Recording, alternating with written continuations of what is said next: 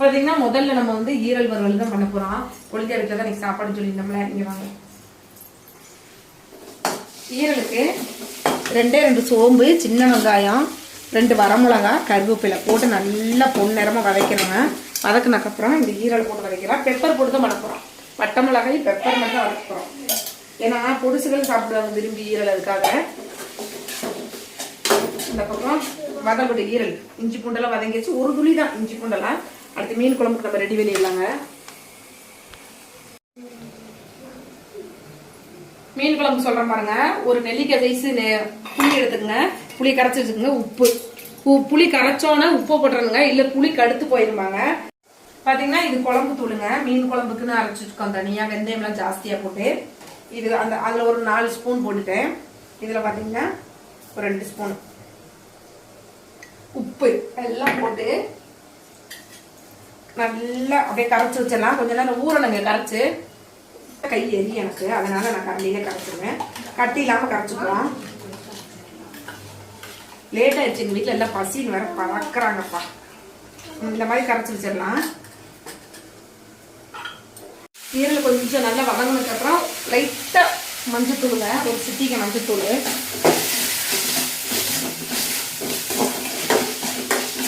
வதங்கிட்டு பெப்பர் போட்டுருவாங்க. ஏன்னா நம்ம காரத்துக்கு ஒண்ணுமே போடல, வரமிளகா மட்டும் தான் போட்டுருக்கோம். அதனால பெப்பர் இந்த ஸ்பூன்ல 1 ஸ்பூன்.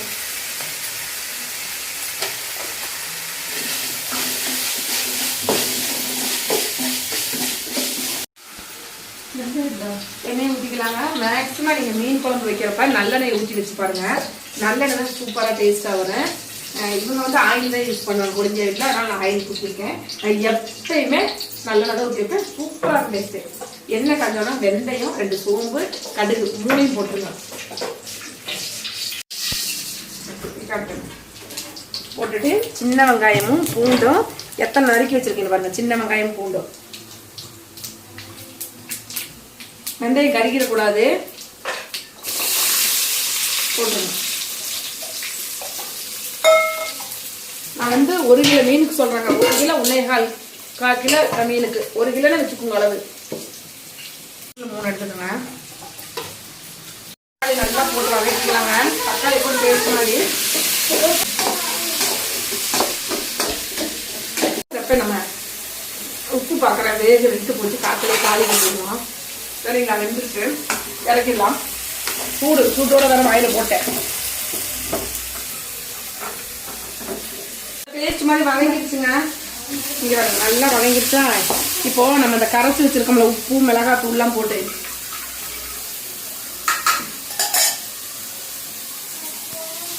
நீங்க நிறைய பேர் கேட்டீங்க மிளகாய் தூளை எதுக்கு அரிசி போடுறீங்கன்னு. அரிசி போட்டாதான் இந்த மாதிரி மீன் குழம்புக்குலாம் நம்ம மசாலா அரைச்சு ஊத்தாது. மீன் குழம்பு தக்காளி வெங்காயம் வதக்கி கூட்டாட்டி ஊத்தாம வச்சோம்னா இந்த மாதிரி தான். இன்னும் கொஞ்சம் எச்சா ஊத்தணும். எப்பயுமே நம்ம மீன் குழம்பு இந்த அளவுக்கு வைக்கிறோம்னா அது கொதிச்சு இந்த அளவுக்கு வரணும். என்ன கொஞ்சம் தண்ணி ஊத்திக்கலாம்.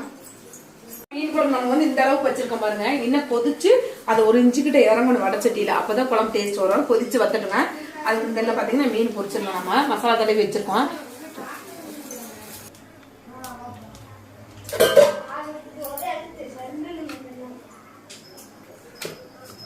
நல்ல காரசாரமா சாப்பிட்டா வாரத்துல 1 நாள் சாப்பிட்டாங்க. நல்லா காரசாரமா சாப்பிட்டு பாருங்க. ஒரு ஐட்டம் சாப்பிட்டோம்னா இந்த வாரம் பொழுது போகாது. ஒரு 4-5 ஐட்டத்தை சாப்பிட்டு ஃபுல்லா தூங்கிடணும். சரிங்களா? என்ன சூடாகட்டுங்க. இந்த போட்டு மூடி வச்சிருங்க சிம்ல வச்சு. அப்பதான் உப்பு அந்த காரம்லாம் சாரு. பாஸ்டா வச்சோம்னா சீக்கிரம் வந்துடும். உப்பு புளிப்பெல்லாம் மீன்ல காரம், அந்த காரம்லாம் உள்ள ஃபிளேவர் வராது. நல்லா ஃபுல்லா முக்கிற அளவு விட்டுட்டு சிம்மில் வச்சு மூடி வச்சிடலாம். வேகட்டும். உப்பெல்லாம் ஏற்கனவே பார்த்தோம், கரெக்டா இருக்கு. இப்பவுமே எங்க வீட்டுல ஈரல் வருதான். ஈரலுக்கு சண்டை வராதுங்க. ஈரலோட அந்த சட்டியில போட்டு பரட்டுறதுக்கு தான் சண்டை வருங்க. ஈரல் காலி ஆயிடுச்சு. சாப்பாடு வந்து ஈரல் காலி ஆயிடுச்சு. அதுல போட்டு சாப்பாடை கட்டிடலாம். சூடு. இந்த சாப்பாடு எத்தனை பேருக்கு சண்டை வருதுன்னு பாருங்க. சாப்பாடு உடச்சு விடலாம். அப்பதான் பல பலன் இருக்கும் குக்கர் வச்சனால.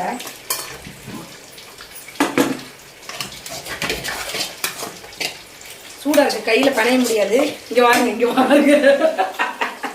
ஈரல் சாப்பாட்டுக்கு எத்தனை பேர் லைன் கட்டி நிக்கிறாங்கன்னு சூட கை பண்ண முடியாது. கணக்கு கொடுக்குறேன். எப்பவுமே எங்க வீட்டுல அது ஈரல் வறுவலுக்கு அப்புறம் மட்டன் சுக்கா வறுவல் பண்ணிட்டு அந்த கிரேவி பண்ணணும். சுக்கா வறுவல் பண்ணிட்டு கிரேவி பண்ணணும். அதுக்கும் அடி தெரியாத ஒரே நிமிஷம் இருங்க. சூடாது ஒரே நிமிஷம் மீன் எடுத்துல இருங்க.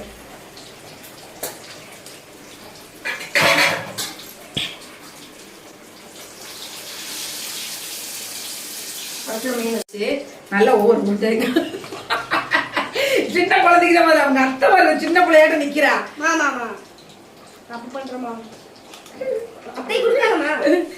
உள்ள மிளகா இருக்கு பாத்து எனக்கு எல்லாம் போச்சு. நீங்களே வாங்கிட்டீங்கல்ல.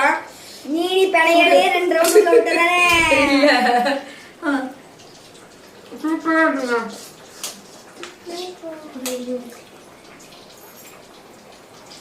ரெடி ஆயிடுச்சுங்க. மல்லித்தலை அளவா போட்டு நான் தண்டெல்லாம் தான் போடுவேன், தலையை மட்டும் போட மாட்டேன். ஆஃப் பண்ணிடலாம். இவங்க அடுப்பு அடுப்புல ஒரு 10 நிமிஷம் வைக்கணும். இவங்களுக்கு 5 நிமிஷம் தாங்க. அடுப்பு பாஸ்டா அதிகமாக இருக்கு. அவ்வளோதான் இறக்கியாச்சு வாங்க. ஆஃப் பண்ணிட்டு இறக்கிடலாம். நம்ம இந்த நீங்க கேட்கலாம் அத்தனை குழம்பு தீர போதா அப்படின்னு. இன்னைக்கு பாத்தீங்கன்னா இன்னைக்கு மட்டன் குழம்பு சாப்பிட்டாலும் மீன் குழம்பு நாளைக்கு வச்சு சாப்பிடலாம். சூப்பரா இருக்குங்க, டேஸ்டா இருக்கும். நான் எப்பவுமே ஞாயிற்றுக்கிழமை நான்வெஜ் எடுக்கிறேன்னா மீன் எடுக்கிறேன்னா திங்கக்கிழமை ஏதாவது விசேஷ நாள் இல்லை இருக்கா இல்லையான்னு பாத்துக்குவேன். இந்த அமாவாசை பௌர்ணமி ஏதாவது இருக்கான்னு பாத்துக்குவேன். இல்லைன்னா சேர்த்து வச்சிருவேன் குழம்பு. ஏன்னா மீன் குழம்பு வந்து பழசானாதான் சூப்பரா இருக்கு. சாப்பாடு ரெடியா ஆயிடுச்சுங்க, சாப்பிடலாம். வாங்க கண்ணே வாங்க, எல்லாத்துக்கும் போடுறேன்.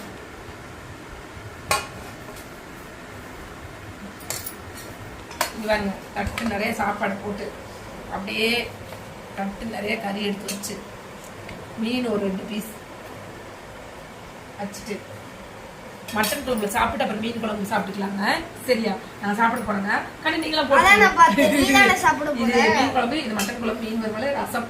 ஈரல் வந்து நாங்க பாத்தீங்கன்னா முதலே காலி பண்ணிட்டோம். நான் சாப்பிட்டுக்கிறேன். கண்ணு வாங்க, உங்க அத்தை போட்டு கொடுப்பா. வாங்க, இதெல்லாம் அவங்க அத்தை பொறுப்பு. சாப்பிட்டு டேஸ்ட் எப்படி இருக்குன்னு சொல்றாங்க. சூப்பரா இருக்குங்க.